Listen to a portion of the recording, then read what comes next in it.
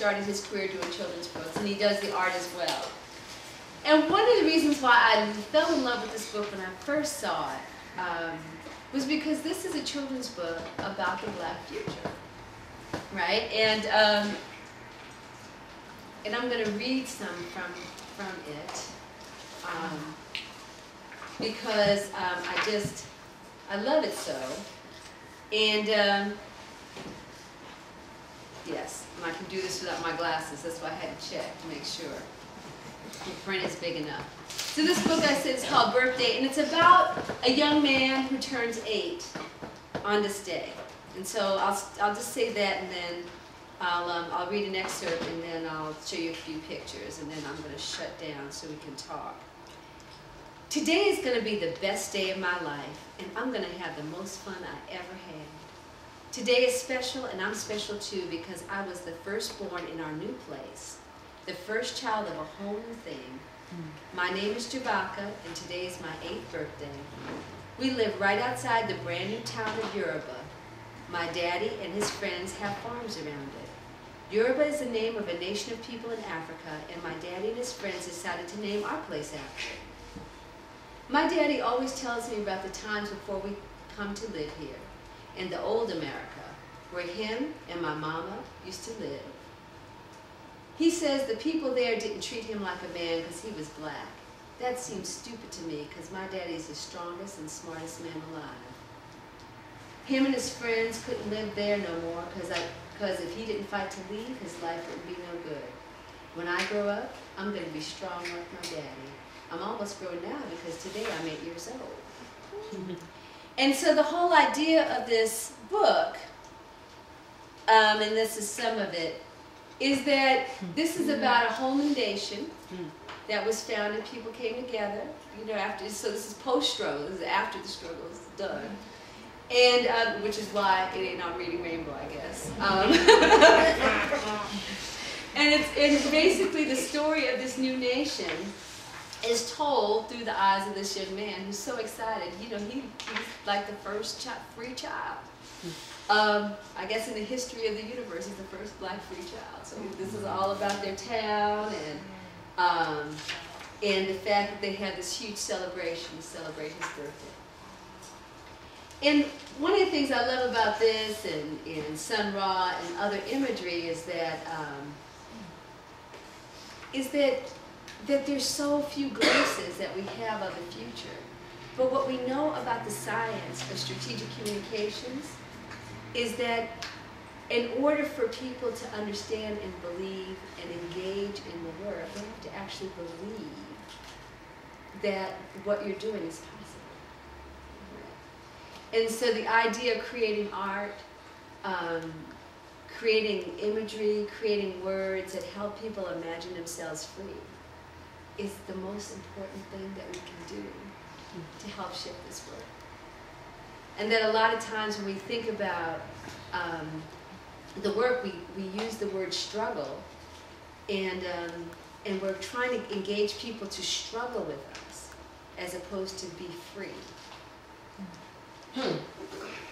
You know what I'm saying? And it's really, and what I'm hoping we can begin to do is step back from that.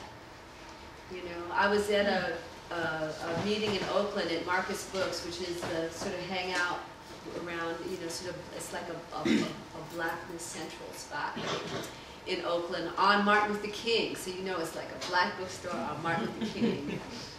It's like as black as you can get, right? And the conversation was called Redefining Black Power, so it was like super black. And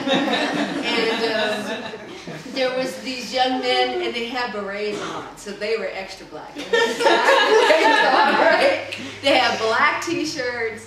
They were ready, and they were all, and they were, you know, just standing like this, right? They were like ready, and they were like all their 20s, and they were like in the stance, you know, because, you know, they had seen the movies with the Black Panthers and everything. And I love them, and I love their energy, you know, and you know, and my partner is someone who's like a leader in reparations movement, so we were just like in this like extra black space, right?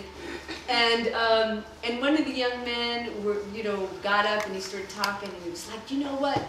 what y'all need to understand is you have to be ready to die. You have to be ready to die for the struggle. If you ain't ready to die, then we don't have nothing to do with you. And I was thinking, you know, I remember feeling like that. I do.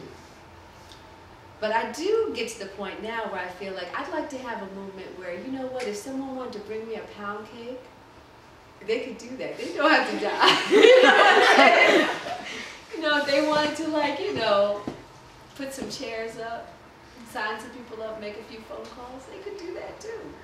You know, and if they wanted to ease up to dying, that's fine. But you know, they have to start off with that level of commitment, right?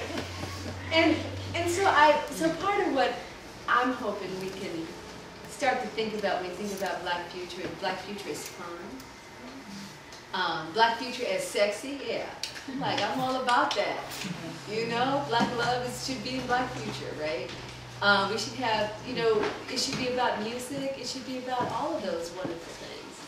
And that we work and create and we think about our frames as something that invites people to step into a future where we thrive.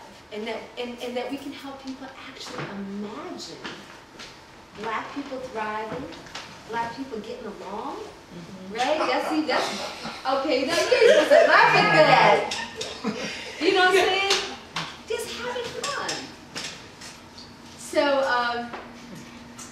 I want to open up for questions, but before we do this, I just wanted to just play a song and let that be the last thing I say. If that's okay. Just because it's fun to do. It's fun to do that, right? And see how that works out. Let's see. Can I find it? Yes, here it is. I'll just listen to this because this will be my East Coast contribution since I talked about it.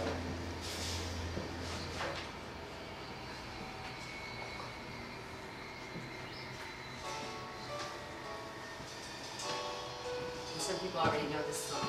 It's a nice song.